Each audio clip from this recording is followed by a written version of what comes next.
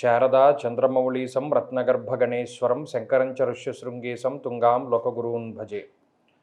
శృంగేరి శారదాపీఠ ఉభయ జగద్గురువుల యొక్క పాదపద్మాలకి నమస్కారం చేసుకుంటూ, అలాగే జ్యోతిష్శాస్త్రాన్ని భావితరాల వారికి ప్రసాదించిన ఋషుల యొక్క పాదపద్మాలకి నమస్కారం చేసుకుంటూ, నాకు ఈ జ్యోతిష విద్యను నేర్పిన గురువర్యులు జ్యోతిష బ్రహ్మ కీర్తిశేషులు శ్రీ ఈరంకి సూర్యనారాయణమూర్తి గారు, సూర్యశ్రీ దైవజ్ఞ గారి యొక్క పాదపద్మాలకి నమస్కారం చేసుకుంటూ, ఓం శ్రీ మహాగణాధిపతి నమః, శ్రీ గురుభ్యో నమః, హరి ఓం.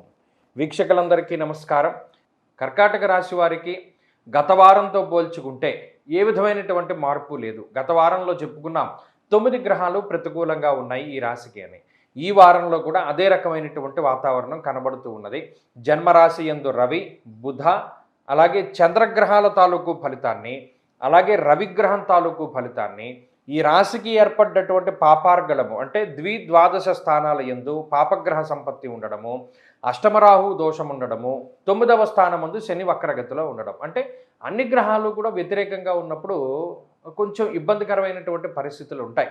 ఆరోగ్యపరంగా కానీ, లేదు నిర్ణయాత్మకమైనటువంటి శక్తి లేకపోవడం కానీ, లేదు మనిషికి కొంచెం నిరాశ, నిస్పృహ ఇటువంటివి కొంత అధికంగా ఉంటూ ఉండడం కానీ, అంటే మోటివేషన్ దొరకదు ఎక్కడా కూడా.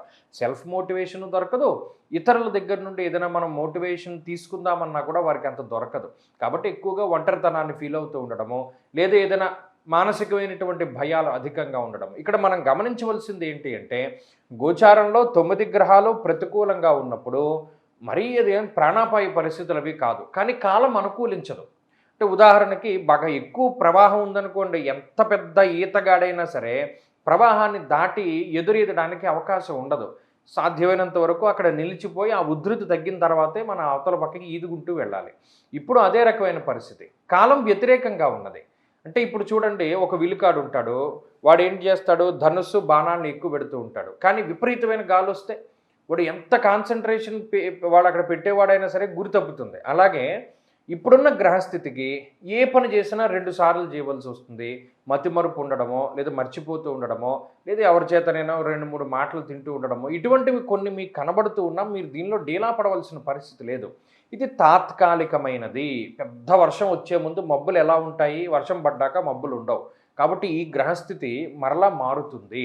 ఈ లోపల మీకు డిప్రెషన్ వచ్చినా, ఏదైనా చిన్నపాటి అనారోగ్య సమస్యలు వచ్చినా, ఎవరైనా ఒక చిన్న మాట అన్నా, జీవిత భాగస్వామితోటి మాట పట్టింపులు వచ్చినా, పొరపచ్చాలు వచ్చినా, ఏమొచ్చినా సరే ఇది తాత్కాలికమైనది అన్న భావనని మీరు కలిగి ఉండాలి.